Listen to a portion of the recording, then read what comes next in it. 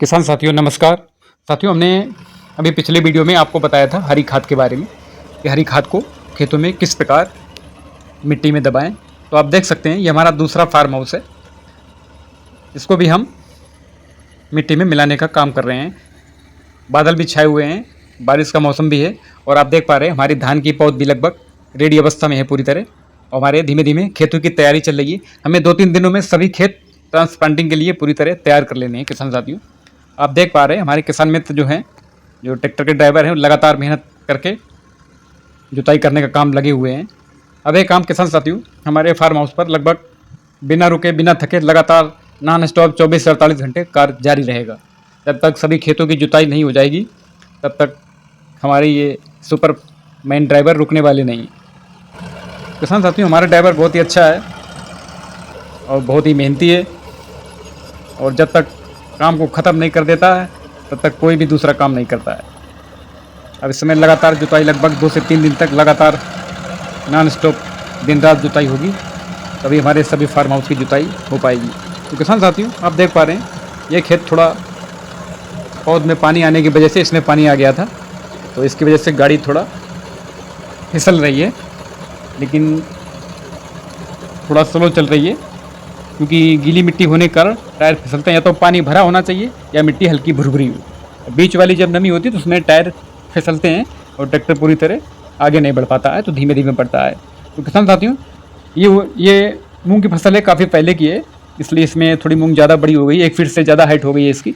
तो अलग अलग हमारे काम चला। ये हमारे किसान मित्र हैं जो पौध में हमने बारिश से पहले सेक्शन डाला था इंजन से पानी के लिए, उसको फोल्डिंग करके यथास्थान पर रखने का काम कर रहे हैं। तो अलग अलग जगह पर किसान साथियों अलग अलग फार्म हाउस पर अलग अलग काम जारी है। हमारे सभी किसान मित्र अपना अपने काम पर लगे हुए हैं क्योंकि अब नहर का पानी आ चुका है और अब इंजन के पानी की आवश्यकता खत्म हो गई है और बारिश भी हो चुकी है। और बारिश लगातार रिमझिम रिमझिम होती रहेगी और नहर का पानी भी लगातार अब चलता रहेगा, इसलिए अब ट्यूबवेल की हमें आवश्यकता नहीं होगी। आप देख पा रहे हैं बादल कितनी तेज़ी से हैं। अब कुछ ही घंटों में बारिश बहुत तेज़ी से होगी जिससे हमारे खेत पूरी तरह भर जाएंगे।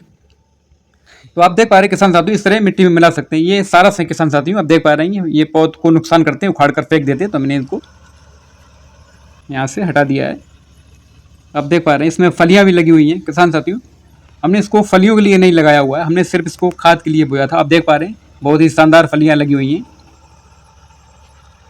लेकिन हमने इसको तोड़वाया नहीं क्योंकि हमें सिर्फ खाद के लिए इसकी बुआई की थी, जिससे हमें DAP, यूरिया और पोटास डालने की आवश्यकता ना पड़े।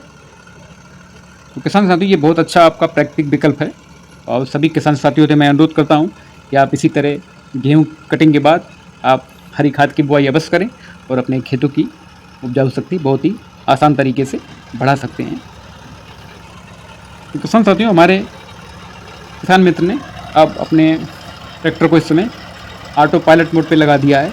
अब ये ट्रैक्टर अपने आप GPS सिस्टम के माध्यम से चलता रहेगा और लगातार इसकी जुताई करता रहेगा जब तक इसमें यानी कि संपूर्ण खेत की पूरी जुताई नहीं हो जाती है। तो किसान साथियों, अब नई नई तकनीक का इस्तेमाल करके खेतों में भी उसका प्रयोग करिए और अपने ट्रैक्टर में भी नई तकनीक का इस्तेमाल करके आप अपने शारीरिक श्रम से बच सकते हैं, यानी कि शारीरिक श्रम आपको ज़्यादा ना करना पड़े। आप जितनी तकनीक का इस्तेमाल करेंगे, जितना आप अपने दिमाग का इस्तेमाल करेंगे, उतना ही आपको खुद का श्रम कम करना पड़ेगा और इस तकनीक का इस्तेमाल करके आप बहुत ही आसानी से अपने श्रम को कम कर सकते हैं। और मशीनरी को भी आप ऑटोमोशन में भी मल्टीप्लिकेशन करके इस प्रक्रिया को आसान बना सकते हैं। तो है ना ये किसान साथियों कमाल की विधि। आप भी अपने खेतों में यदि आपके पास अपना ट्रैक्टर है तो उसमें नई नई तकनीक का इस्तेमाल करके इस तरह की अब कई जर्मनी की किट आने लगी, आप अपने ट्रैक्टर में इंस्टॉल करवा के अब ऑटोमेटिक कार ट्रैक्टरों से बहुत ही आसानी से लिया जा सकता है। इससे पहले ये व्यवस्था नहीं हुआ करती थी, किसानों को हमें ज़्यादातर श्रम खुद ही करना पड़ता था।